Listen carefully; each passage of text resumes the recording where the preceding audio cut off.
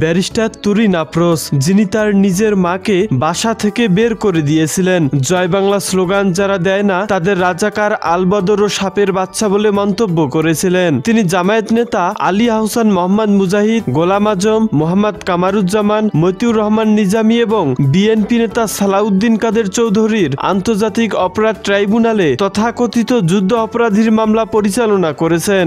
Jamaat BNP নেতাদের ফাঁসি পর্যন্ত নিয়ে যাওয়ার জন্য সমস্ত আয়োজন তিনি বাস্তবায়ন করেছিলেন। 2013 সালে শেখ হাসিনা তাকে আন্তর্জাতিক অপরাধ ট্রাইব্যুনালের সিনিয়র প্রসিকিউটর হিসেবে নিয়োগ দেন। এরপর প্রয়োজন শেষ হয়ে গেলে 2018 সালের মে মাসে শৃঙ্খলা ভঙ্গের অভিযোগে প্রসিকিউশন থেকে সরিয়ে দেন শেখ হাসিনা। তুরিন আফরোজ বাসায় অনৈতিক কার্যক্রম চালাতো, উচ্ছৃঙ্খল জীবনযাপন করত বলে সাংবাদিক সম্মেলনে বলেছিলেন তার জন্মদাতা মা।